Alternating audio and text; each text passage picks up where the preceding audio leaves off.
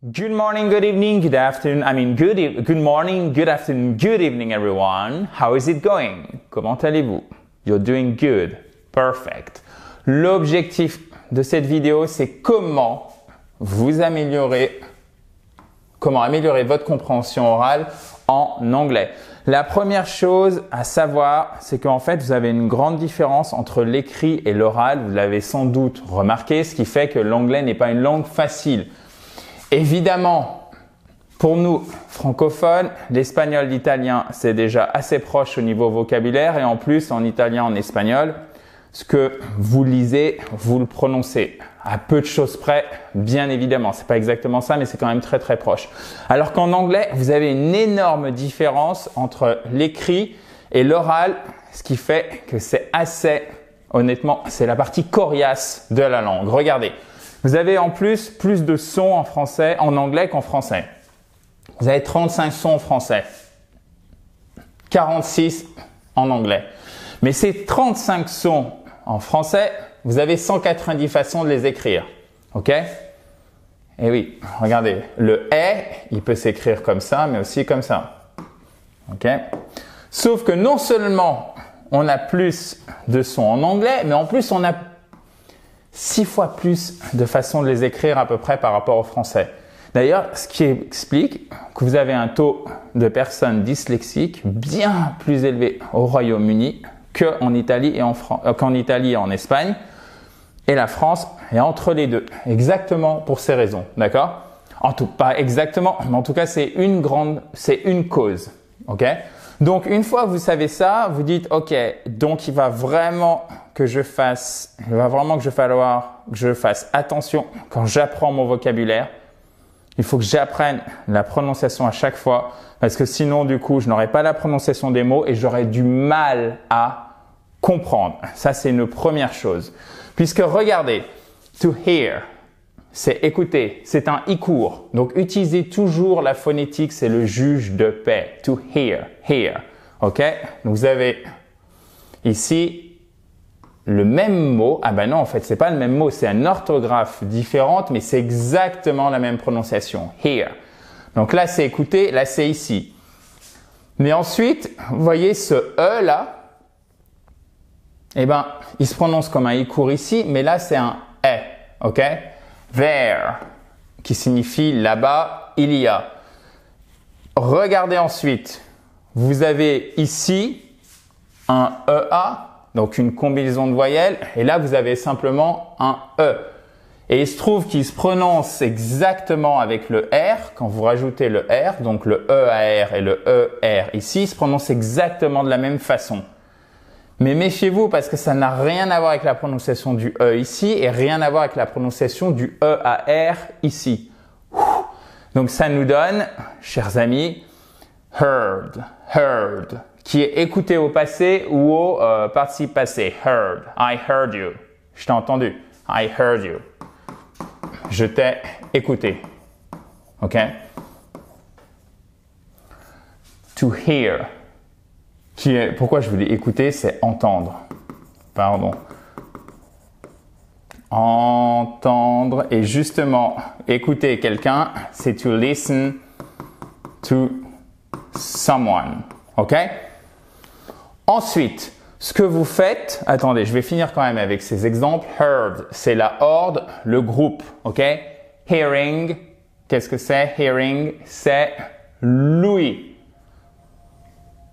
Puis, ce que vous devez penser, ok, c'est comment je me démêle de tout ça.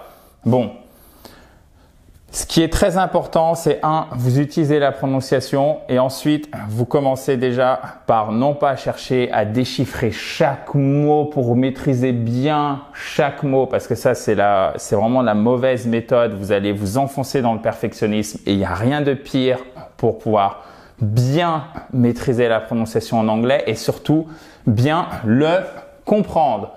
Parce que si vous cherchez pas à avoir une compréhension globale, qu'est-ce qui va se passer? Vous allez vous noyer puisque évidemment vous n'êtes pas expert en anglais, donc il y aura toujours des choses qui manquent, donc vous allez toujours être frustré. Du coup, pour comprendre les phrases, moi, ce que je vous recommande, c'est la méthode SVC qui marche très très bien. Sujet, verbe, complément. D'accord? Vous regardez d'abord le verbe. Ensuite, vous allez chercher, le sujet, puis le complément. Donc, quand vous avez des phrases qui sont complexes, c'est-à-dire vous avez déjà deux groupes verbaux, comme ici, vous les décortiquez de cette façon. OK. Donc, du coup, où on en est? Je vais, hop, pour que vous voyez bien, gommer ici. Voilà. Donc, où en sommes-nous? Déjà, on coupe la phrase en deux. On va chercher le verbe. Ou la forme verbale, d'accord? Donc, elle est ici. Après, on va chercher notre sujet. Ici, c'est I, qui est je. Alors, je, ne l'écrivez jamais comme ça, je vous en supplie. C'est toujours un I majuscule. If I were you. Si j'étais, OK, qui? Toi. Notre complément. Sujet, verbe, complément. Sujet, verbe, complément. Enfin, complément ici. Ce que je vous invite à faire, puisque d'ailleurs le groupe verbal c'est tout ça, ok? Would not do. Donc en fait c'est un conditionnel à la forme négative. Je ne ferai pas ça. Ok?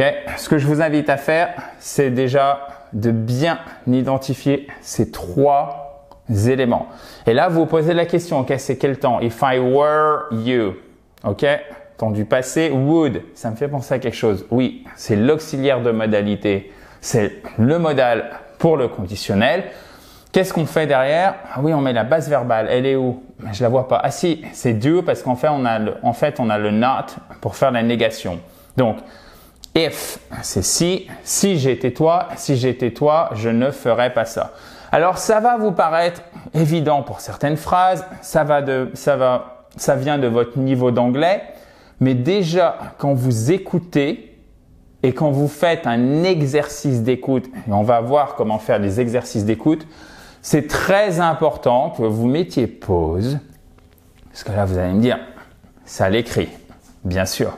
Mais vous le faites de la même façon pour l'écoute. Vous mettez pause et vous identifiez les mots que vous connaissez et vous essayez de recoller ça à la méthode SVC. Sujet, verbe, complément. Là, je vous l'ai mis pour une phrase emblématique que je vous invite à apprendre tout simplement par cœur, puisque ça vous permettra d'avoir un automatisme très important au niveau de la grammaire. Si j'étais toi, je ne ferais pas ça. Vous avez une belle concordance des temps. Là, on est dans un niveau, je dirais au moins B2, un niveau B2 intermédiaire plus en anglais. Et ce n'est pas where, c'est were. If I were you, I would. On ne prononce pas le L. Ici, c'est un ou court. I would not do that. OK? Perfect. Bon, après, ça, c'est pour vous faire comprendre pourquoi l'anglais est dur à comprendre à l'oral. Comment vous en sortir? D'ailleurs, ça marche aussi pour l'écrit. Pour bien découper vos phrases, c'est la méthode SVC. Ensuite, passons à la question des sous-titres en anglais. Mais avant, ce que vous pouvez faire, chers amis, c'est tout simplement télécharger le PDF du cours. Il suffit de cliquer sur le i en haut à droite ou si vous êtes sur mobile, vous avez le lien dans la description juste en dessous. Pour les sous-titres, déjà, vous devez toujours avoir l'audio en anglais. Sinon, ça ne sert pas à grand-chose, d'accord? Si vous avez du mal avec les sous-titres en français, avec les sous-titres en anglais, c'est pas grave. Vous mettez les sous-titres en français. Si vous voyez que les sous-titres en anglais, ça pourrait passer, vous pouvez toujours essayer. Si c'est toujours trop dur, vous revenez aux sous-titres en français. C'est aussi simple que ça. Par contre, l'audio doit toujours être en anglais. Et évidemment, puisqu'on va pratiquer la compréhension orale, on va voir dans un instant comment faire, il ne faut pas hésiter à revenir en arrière. Aujourd'hui, avec les vidéos, si vous êtes sur, par exemple, Netflix, etc., tout contenu vidéo que vous regardez, c'est vraiment facile de revenir en arrière. Profitez-en. Même chose si vous préférez la radio. Écoutez la radio à partir d'Internet. Vous pouvez revenir en arrière, etc. Et ne cherchez surtout pas à tout comprendre. Il n'y a rien de pire que chercher à tout comprendre. Le perfectionnisme est un défaut, d'accord? être perfectionniste est un défaut pour apprendre l'anglais et a fortiori pour améliorer votre compréhension orale, d'accord? Ce qui compte, c'est le sens général. C'est le sens général qui est le plus important. Donc, apprenez à lâcher prise. Je sais que certains d'entre vous, je ne citerai pas de nom, n'est-ce pas Mona, n'avez pas envie de lâcher prise. Vous ne m'en ferez pas démordre. C'est une erreur, mais vraiment. Et je le sais parce que moi, j'ai tendance à être comme ça. Donc, ne le faites pas. Apprenez à ne pas tout comprendre et avoir une compréhension globale. Ça viendra petit à petit. Parce que si vous cherchez à tout comprendre, vous allez buter à chaque mot, ça va être horrible. Et vous, malgré votre bonne volonté, votre motivation, vous allez petit à petit, votre envie va s'émousser, c'est clair et net. Et c'est pas de cette façon que vous allez pouvoir améliorer drastiquement votre compréhension orale en anglais et rapidement aussi, d'accord? Donc, suivez les conseils de votre cher formateur, chers amis.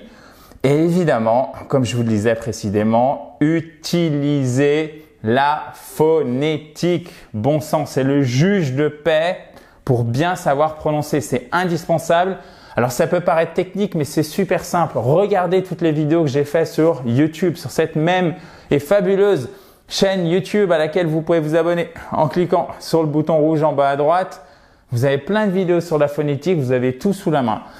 Rapidement, quand vous avez un apostrophe ici, ça signifie que la syllabe qui est juste derrière, c'est celle qui est porteuse d'accent tonique. Vous le savez, en anglais, les mots qui ont 2 syllabes ou plus portent un accent tonique et c'est extrêmement important. Donc, il y a une syllabe qui est accentuée, de bien commencer par ça. Ensuite, les points ici, ça indique les délimitations de syllabes. Donc, c'est très important de bien prendre ça en compte. D'accord? Pourquoi? Parce que au lieu de dire et de mal prononcer, de dire par exemple interesting, vous regardez la phonétique, vous dites OK, accentuation ici. Oh, mais là, que vois-je? Que vois-je? Je vois-je que... Je vois, oui, bien sûr. Parce que sinon, vous allez me mettre des commentaires ardents et je vais me faire taper sur les doigts. Donc, il n'y a pas de E. D'accord? Enfin, il y a un E à l'écrit, mais on ne l'entend pas. Ah, d'accord. Ah, c'est aussi pour ça. C'est bizarre ce mot. Quand je l'ai entendu, j'ai pas compris. Eh ben, c'est à cause de ça. Et lorsque vous arrivez à faire le lien entre écrit, phonétique et ce que vous entendez, là, vous avez tout bon. Et c'est comme ça vous pouvez améliorer votre prononciation bien sûr, mais surtout votre compréhension orale. Parce que du coup, ça nous donne interesting, interesting, interesting, et pas interesting, interesting. Donc, vous entendez interesting, interesting. What is that? Yeah, interesting. Et c'est pas interesting, intéressant. Bien évidemment. Intéressant. Ensuite, pour travailler votre écoute, premièrement, des ressources audio variées plus plaisantes. C'est extrêmement important. Je vais vous en reparler, allez, dans même pas 2 minutes. Deuxième chose, ça demande de la concentration et du calme. OK, guys? Et je vous rappelle que guys, ça s'adresse à la fois aux hommes et aux femmes. Ce n'est pas les gars, c'est les amis en American English. Par contre, a guy, ça, c'est un gars. Donc, vous ne pouvez pas dire pour dire hey mon ami, hey guy. C'est bizarre. Par contre, vous pouvez l'employer pour vous adresser à un groupe de personnes, que ce soit des femmes, des hommes, que des femmes, en disant guys. Je sais, ça peut paraître incongru pour nous francophones, mais telle est la réalité dans la langue de Shakespeare. Donc, il vous faut de la concentration et du calme, d'accord? C'est très énergivore, écouter de l'anglais, mais vraiment n'importe quelle langue étrangère. Et ça consomme d'autant plus d'énergie que votre niveau d'anglais est débutant. OK? Donc, plus vous êtes débutant, plus ça consomme d'énergie. C'est normal, c'est le cas dans n'importe quelle langue. Donc, les écoutes du style, je mets un fond de radio ou de contenu sonore en anglais et je fais quelque chose et j'écoute même pas, ça va quand même m'aider à m'imprégner de la langue, etc.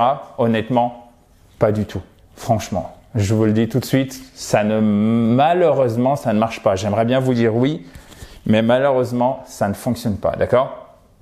Évidemment, régularité. Donc, plaisir, concentration, calme et régularité. C'est de cette façon que vous pouvez améliorer votre écoute et donc votre compréhension orale en anglais, d'accord? Donc, comme je vous le disais, prêter une oreille distraite, vous pouvez oublier, ça ne sert à rien. Il vous faut de l'écoute active. Donc, privilégiez des sessions très courtes, même 5 minutes. Vous mettez 5 minutes à fond, ça paraît rien. Vous faites 5 minutes, allez, 2 minutes d'écoute active, 3 minutes correction, c'est-à-dire je reviens, j'essaye de comprendre. C'est bien si vous avez le texte écrit pour comparer les deux. Moi, j'aime bien travailler comme ça. C'est idéal. Pause, allez, de 2 à 5 minutes et vous recommencez tranquillement, au calme, dans la joie et la bonne humeur. 2 plus 3, voilà.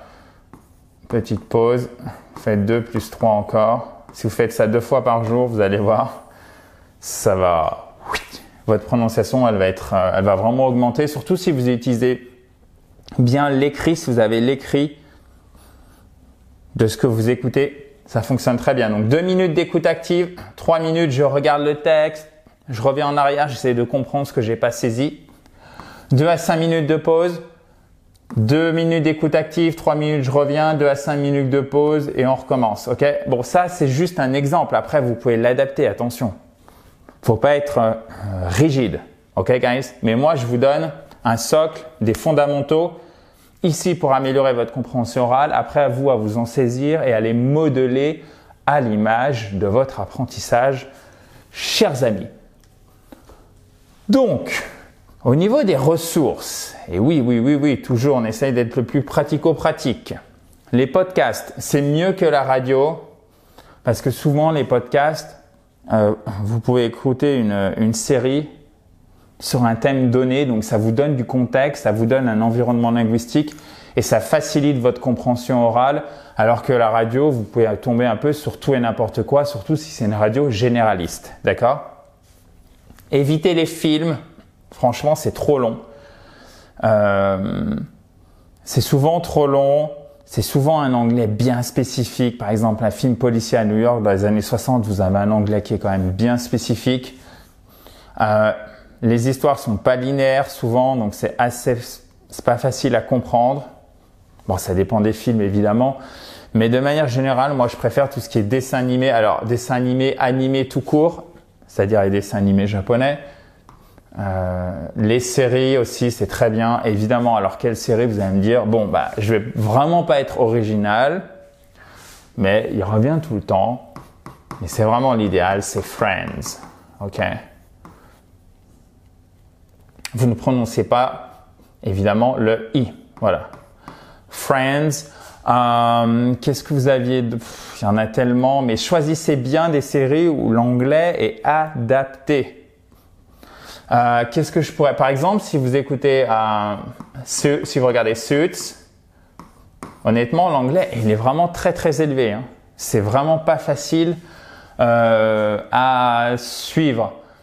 Qu'est-ce que on aurait d'autre comme série qui me reviendrait prestement? Alors, évitez tout ce qui est les séries moyenâgeuses, Heroic Fantasy, parce que parfois vous avez des formules d'anglais qui correspondent pas à l'anglais moderne aussi. Mais franchement, j'en ai évidemment. Alors, j'en ai pas. Elles sont sur le bout de la langue, mais comme je tourne la vidéo, bien sûr, elles n'arrivent pas.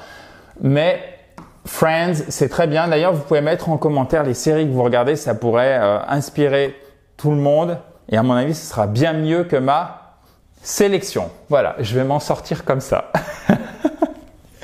Donc, évidemment, les contenus vidéo que vous adorez, ça, c'est le top. Par exemple, si vous êtes vraiment branché cuisine, d'accord, regardez les émissions de cuisine. Surtout que vous avez de la chance parce que vous apprenez l'anglais. Donc là, vous avez un contenu qui est monstrueux, quoi. C'est 10, 15, 20 fois le contenu francophone.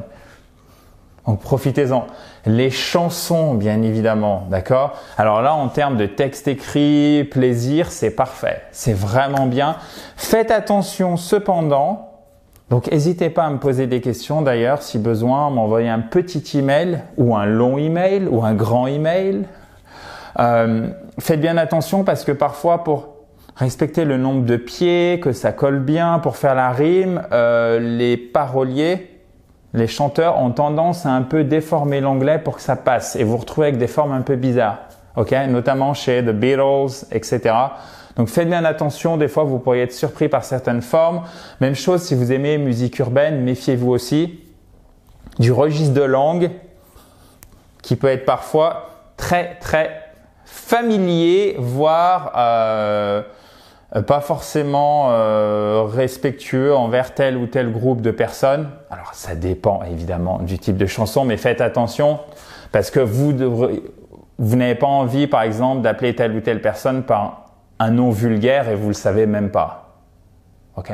Alors ça marche dans toutes les époques, mais faites bien attention aujourd'hui à la musique urbaine. Pour ça, la musique urbaine, c'est rap, hip-hop, etc. Ok, guys? Évidemment, sans faire de généralité, qu'on soit bien d'accord. Ok? Et bien évidemment, rien ne remplacera la pratique, parce que quand vous les pratiquez, vous les parlez, mais vous les parlez parce qu'on vous a dit quelque chose. Donc, quand on vous dit quelque chose, vous devez écouter. Et qu'est-ce qui va se passer? Vous allez améliorer du même coup votre compréhension orale. Ensuite, et ça je vous le disais dès le début, améliorer, et c'est un tout en fait, si vous voulez, la compréhension orale et la prononciation de l'anglais, ce sont les deux faces d'une même pièce. Ça aurait été idéal que j'en ai une pour illustrer tout ça, mais ce sont les deux faces d'une même pièce, compréhension orale, prononciation. Donc vous allez être surpris parce que si vous faites ce que je vous ai montré juste avant, le 2 plus 3 plus 5 minutes de pause, etc., vous le répétez 3 fois dans une session et vous le faites 2 fois dans une journée, vous faites ça, vous allez voir au bout de quelques semaines, évidemment votre compréhension orale elle va drastiquement s'améliorer, mais votre prononciation aussi. Et donc ça c'est génial. Parce que, évidemment, tout est lié. Par contre, ce qui veut dire que si vous travaillez pas correctement votre anglais, si vous avez de mauvaises méthodes d'apprentissage, vous n'allez pas vous améliorer tout court. C'est pas je fais un peu, donc je m'améliore un peu, je fais beaucoup, je m'améliore beaucoup. Non, non. Il y a des grosses différences en fonction des méthodes d'apprentissage que vous adoptez et que vous adaptez en fonction de votre niveau et de ce que vous voulez faire, bien évidemment. Ok? Et n'oubliez jamais que c'est un travail de fond.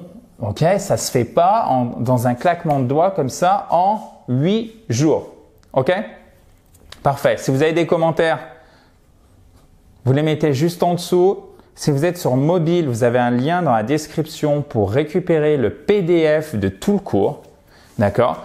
Et si vous êtes sur ordinateur, vous cliquez sur le i pour télécharger le PDF du cours qui est juste là. Profitez-en, il arrive directement dans votre boîte email, chers amis.